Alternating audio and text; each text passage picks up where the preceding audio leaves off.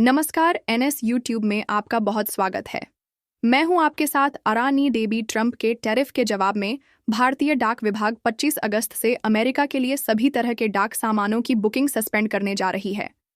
फिलहाल यह फैसला अस्थायी रूप से लागू होगा। बीते दिन शनिवार 23 अगस्त को डाक विभाग ने एक प्रेस नोट जारी कर इसकी जानकारी दी थी। पोस्टल डिपार्टमेंट ने कहा कि 29 अगस्त से अमेरिका जाने वाले सभी अंतर्राष्ट्रीय डाक सामानों पर देश विदेश से international emergency economic power act tariff structure के अनुसार कस्टम ड्यूटी देनी होगी, चाहे उनकी कीमत कितनी भी हो। हालांकि डॉलर करीब $8.7 तक की कीमत वाले गिफ्ट आइटम्स को ड्यूटी से छूट मिलती रहेगी। यह फैसला अमेरिकी प्रशासन के 30 जुलाई को जारी किए गए कार्यकारी आदेश के बाद लिया गया है, जिसमें $800 यानी करीब $7,000 तक की कीमत वाले सामान पर दी जाने वाली ड्यूटी फ्री छूट को खत्म कर दिया गया है। नए आदेश के तहत इंटरनेशनल पोस्टल नेटवर्क के जरिए शिपमेंट पहुंचाने वाले ट्रांसपोर्ट कोरियर्स या कैरियर्स या अमेरिकी कस्टम और बॉर्डर प्रोटेक्शन की ओर से मंजूर किए गए सामानों को जमा करने और ड्यूटी वसूलने की जिम्मेदारी दी गई है।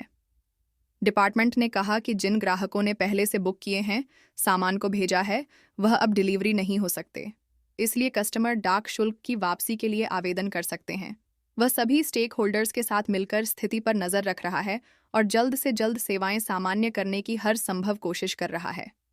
डाक सेवाओं का बंद होना उस समय हो रहा है जब भारत और अमेरिका के बीच बिजनेस टेंशन बढ़ गई है।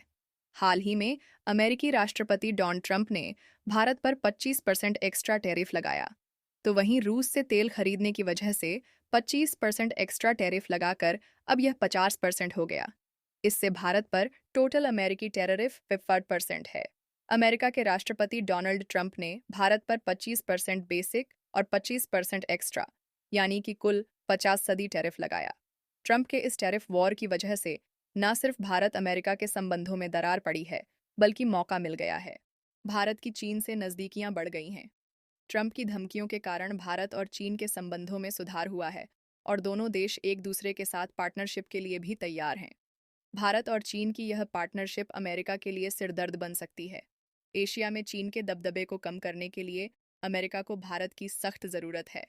लेकिन अब ट्रंप के भारत के खिलाफ टैरिफ वॉर छेड़े जाने से अमेरिका के लिए एशिया में चीन के दबदबे को कम करना नामुमकिन सा हो गया है। भारत और चीन के हाथ मिलाने से अब अमेरिकी अर्थव्यवस्था को भी झटका लगेगा।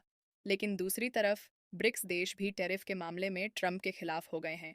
ट्रंप शुरू से ही ब्रिक्स के खिलाफ रहे हैं क्योंकि वह इस संगठन को अमेरिकी डॉलर के लिए खतरा मानते हैं।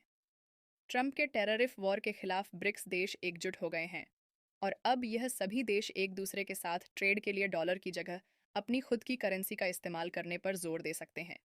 इससे डॉलर कमजोर होगा और साथ ही अमेरिकन अर्थव्यवस्था भी। तो अब देखना होगा कि ट्रंप का अगला कदम क्या होगा भारत के इस बड़े कदम के बाद। आपका क्या मानना है?